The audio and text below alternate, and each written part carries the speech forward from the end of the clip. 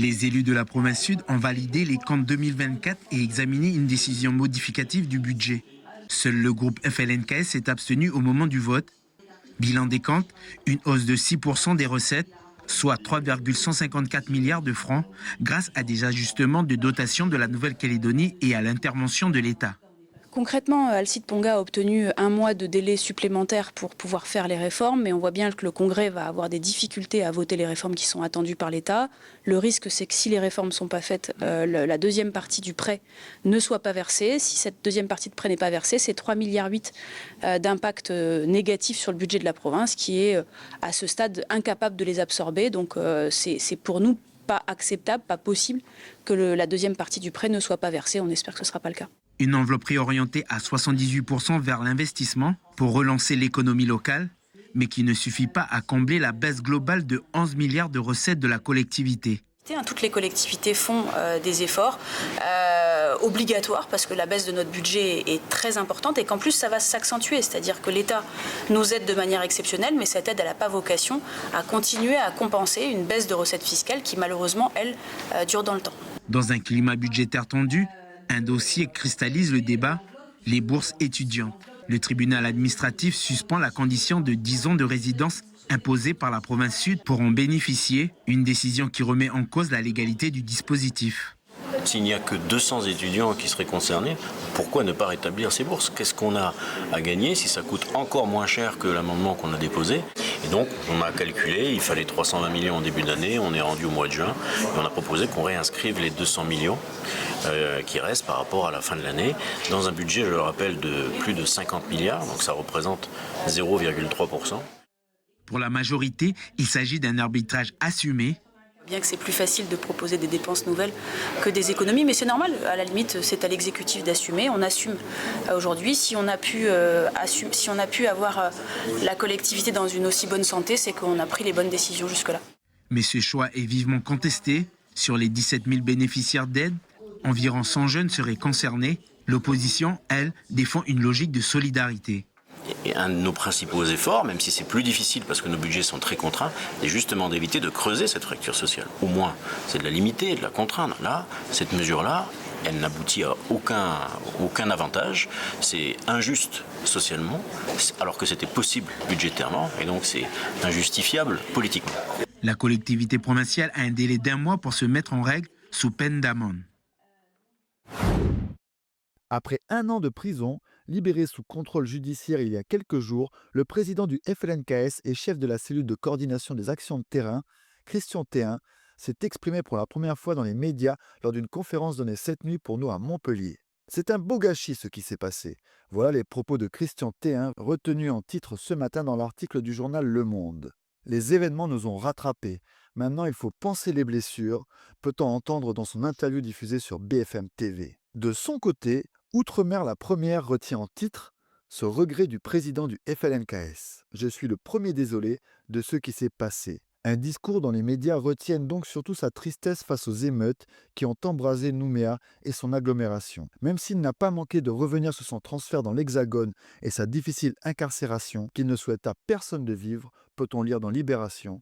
Le leader indépendantiste pour qui c'est la première venue en France souhaite aujourd'hui continuer à porter le combat de son peuple et appelle à une sortie de crise par le haut, comme l'a repris Mediapart. Reste à savoir si ça sera à la table des négociations à Paris autour du 2 juillet avec les autres délégations invitées par le président Macron. Vous avez votre ordonnance avec vous? Vous avez votre ordonnance avec vous?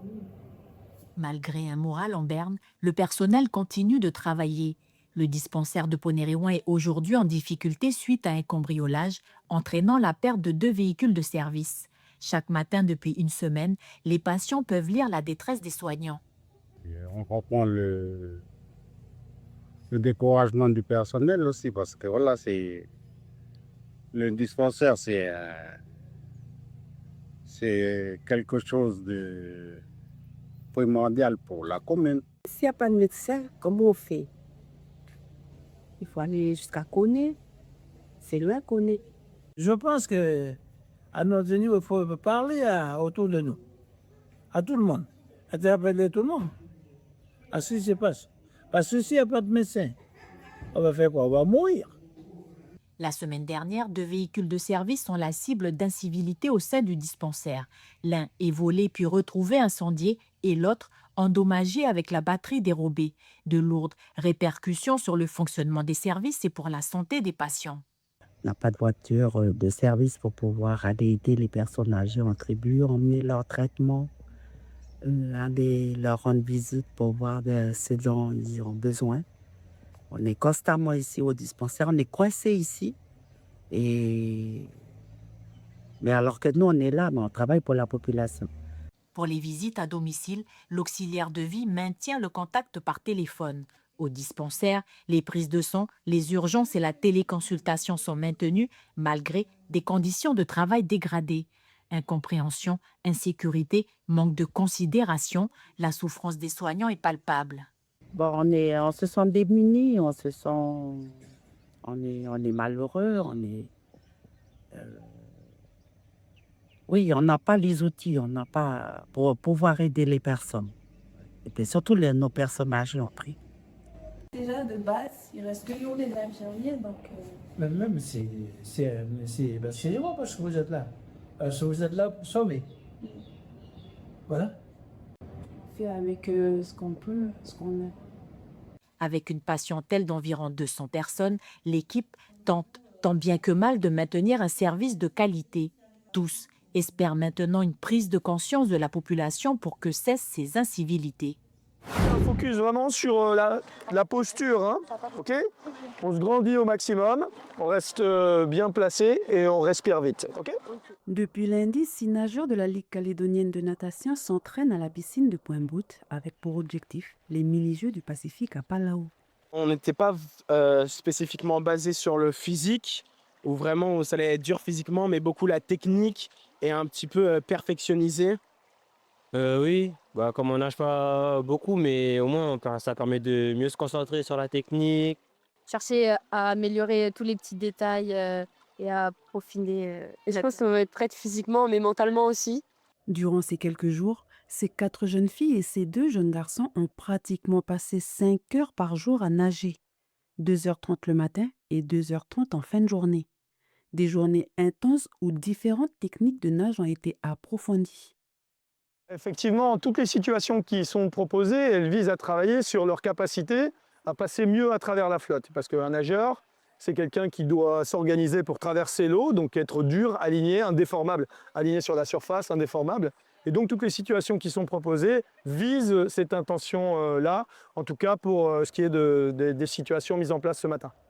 Effectivement, il y a un gros investissement de leur part tout au long de la semaine. Je vous disais, on a du temps pour mettre les choses en place. Effectivement, ils ne sont pas très nombreux, donc ça permet d'avoir des intentions individualisées et puis de leur permettre de leur proposer des situations qui doivent leur permettre d'évoluer chacun à leur niveau. Ces 6 jeunes viennent de différents clubs de natation de Nouméa. Être ici dans le Nord, c'est aussi l'occasion pour eux de nouer des liens et renforcer l'esprit d'équipe. Je pense sortir de Nouméa un peu, rester que tous les 7, puis vu que on sera que tous les 7 à Palau, ça donne un avant-goût. Du coup, avec Yaron, on n'est pas dans les mêmes clubs. On est un peu, normalement, on est un peu en confrontation. Et là, le fait d'être représenté à l'équipe de la Calédonie, justement, il n'y a pas de confrontation et on se donne le meilleur pour nous deux. Je suis très content de m'entraîner avec Luc parce qu'il me tire vers le haut à chaque fois. Et oui, je suis très content de représenter la Calédonie au mini-jeu. On a envie de donner notre maximum. Dernier jour d'entraînement demain à Pointe-Boute. Dans une semaine, ils prendront leur envol pour Palau et débuteront les compétitions le lundi 30 juin.